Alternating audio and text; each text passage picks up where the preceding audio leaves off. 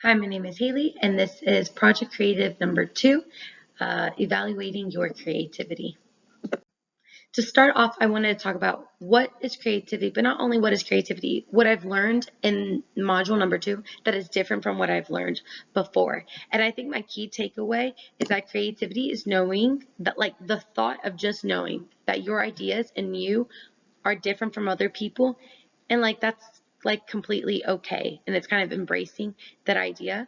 I said that creativity is not something you're born with, which I already knew, but it's something that needs to be exercised every single day.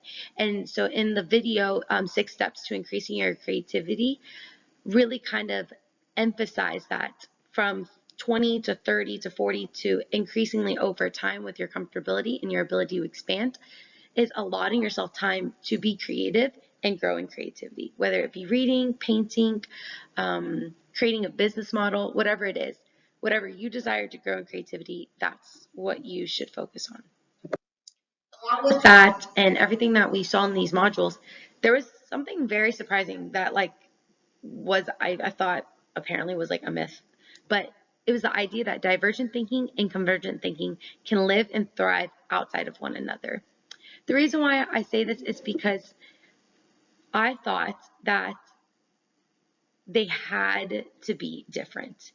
It's kind of like, for me, it was the idea that was like interwoven of the difference between a visionary and an integrator. That a visionary was the person who was the divergent thinking, and then you had the integrator who was the convergent thinking individual. But they were independent. Like they don't really know what the other does. And so in the video, convergent thinking versus divergent thinking, it very much communicated that they need one another and they actually do not exist without one another. And so it made me sit back and think more about, okay, the idea I've had of a visionary and integrator, why is that not a part of this myth I've always believed? And then the simple idea of just like they're working together for a single goal. They have to.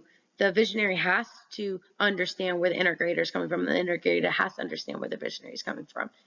And when that happens, they both collide, and now they're not independent of one another. They're now dependent of one another.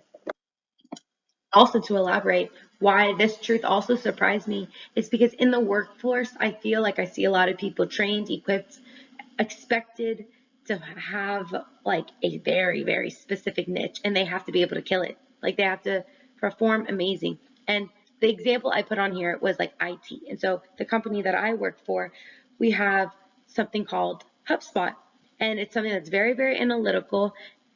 But because it's analytical, I thought, that can only be the convergent thinking. But then I realized this multifaceted monster like brings multiple individuals to work on a cumulative project, like making there be brainstorming that then leads apparently to the diagram that was shown in the presentation by Bob Lloyd in Divergent and Convergent Thinking. It said that it goes from divergent thinking of brainstorming, but it goes to this affinity diagram where it's kind of like teetering between the two.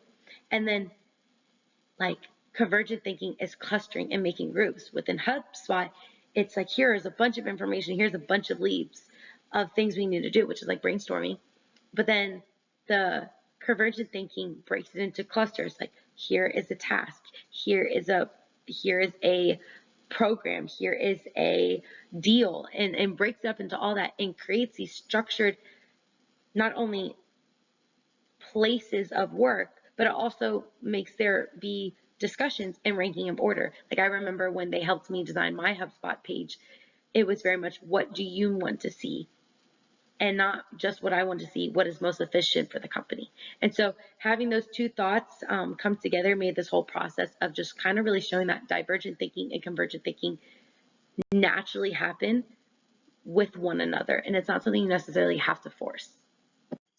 After all these different resources, they were so good. That TED Talk, I'll get there. All these different resources, it kind of really showed why creativity was important, not only in organizations and companies, but to people. And so I think more in organizations and companies, critical thinking, creative thinking, and creativity is so essential for problem solving, especially when you work with a multitude of people. And so creativity like enables people to find opportunities to help improve solutions, but also it gives them space to be individuals and create and be creative in their own way. That honestly is like the melting pot for innovation. Providing these people places to be open and transparent, but also be heard, actually helps people and companies not be stagnant. And so my two examples were, it's a necessity for problem solving, but also it keeps companies from going stagnant. So I think one of the examples of one of the videos that we saw was for calls. When an individual is always making calls, it's actually reminding them why they're making these calls. And so at the end of the process, when like a student or a trainee comes in and it was their initial sales call that got this trainee to come into this education or whatever it was to see the fruit of it, was introducing those salespeople and the trainee so that the salesperson understands that that trainee was doing something amazing. And so that was just something that I've learned recently from one of my creativity or business classes that just kind of showed that people need motivation. And sometimes that motivation of seeing somebody successful reminds them that like they have a part in it. And it kind of puts that emotion to why they should put mental energy. And so that's where I think like someone who feels safe in an environment then feels okay to ask questions, but also to put effort into places where they see importance and where it's needed. With all that, I'm going to talk about two ways of approaching creative thinking. And so the two I talked about was pilgrimage, which I learned in my creative and innovation class.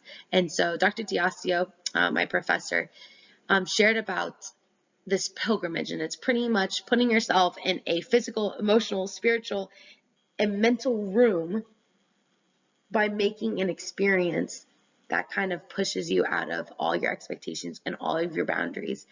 And it gives you time to be with yourself, but it also gives you time to like be in other places and experience new experiences and see life from a different perspective.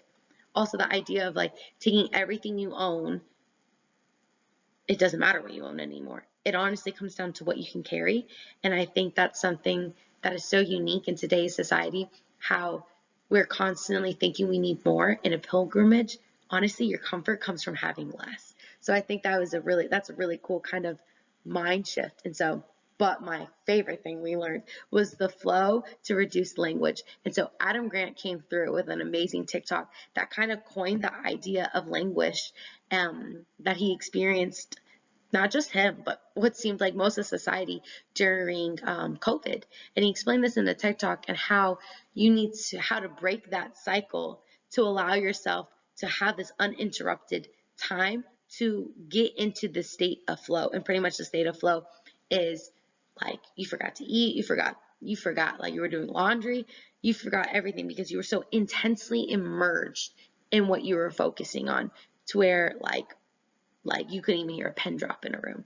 And so in that flow, that's where creativity is able to come in a different way. Pilgrimage, I feel like, is more of an internal kind of creativity, figuring out who you are, asking tough questions, realizing who you are, while flow like hyper focuses you to be able to put energy into something like very similar to the other video we talked about, by creating that constant place to be creative. And so that's kind of what flow gives you the opportunity to do. Now to conclude like my project, I kind of want to stop and just kind of use everything I've learned to explain a real world creative change example that took place. And the company I want to talk about is like, not only are they amazing when it comes to sustainability and the efforts they put forth, I'm very passionate about this company. I want to talk about the real world change that they were able to have. And so pretty much their CEO, that amazing, long, difficult German name, realized that the lifespan of physical products at Lego in around 2013, like they were about to go bankrupt. Nobody was buying physical toys anymore. And he realized that this isn't going to be an interest forever. Kids aren't going to always want to play with something physical. at least majority of their inventory, no. It was just too much for the demand. And so instead of going bankrupt, they completely changed their entire business model. And they did this by creating the environment of bridging the physical and virtual play. And so they did this with AR, like virtual augmented reality. And they created a place where you can experience Lego digitally. And so the product that they came out with was called Lego Hidden Side.